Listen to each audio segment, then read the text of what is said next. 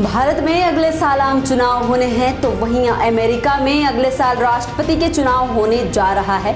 दुनिया के सबसे ताकतवर देश के सबसे बड़े चुनाव के लिए सरगर्मियां तेज हो गई हैं। ऐसे में बाइडेन और ट्रंप के अलावा जिस तीसरे शख्स की सबसे अधिक चर्चा हो रही है वो है भारतीय मूल के विवेक रामास्वामी।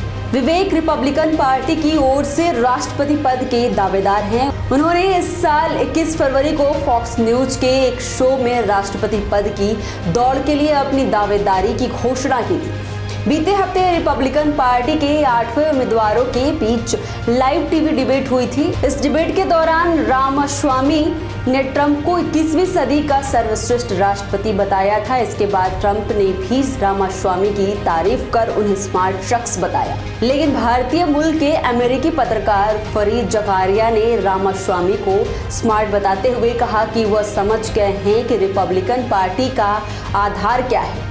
जकारिया ने इंडिया टुडे से बातचीत में 2024 राष्ट्रपति चुनाव को लेकर बात की। इस दौरान उन्होंने रामास्वामी को तेज तर्रार और चतुर बताते हुए कहा कि वह समझ गए हैं कि रिपब्लिकन पार्टी कैसे काम करती है। जकारिया ने कहा कि रामास्वामी समझ गए हैं कि रिपब्लिकन पार्टी सत्ता विरोधी, संभ्रतावाद विरोधी पार्टी है जो हमेशा सरकार को भ्रष्ट पाखंड से भरी हुई और षड्यंत्र के सिद्धांतों पर चलने वाली सरकार के तौर पर देखती है। उन्होंने कहा कि रामास्वामी के विचार उनके मूल विचार नहीं है, लेकिन वे प्रभावी हो भी सकते हैं।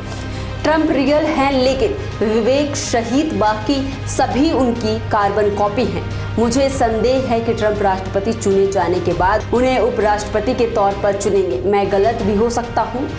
बता दें कि ट्रंप ने रामास्वामी के बारे में कहा था कि वह बहुत बुद्धिमान शख्स है, उनके पास अच्छी ऊर्जा है, वह कुछ ना कुछ कर सकते हैं, बन सकते हैं, वह एक स्मार्ट युवा हैं और उनमें काफ़ी प्रतिभा है। विवेक रामास्वामी टेक सेक्टर के बड़े बिजनेसमैन हैं। विवेक रामास्वामी के बचपन में ही उनके माता पिता केरल में अमेरिका जाकर बस गए थे। रामास्वामी ने 2014 में रोवेंट साइंसेज की स्थापना की थी। उन्होंने 2015 और 2016 के सबसे बड़े बायोटेक IPO की अगुवाई की थी।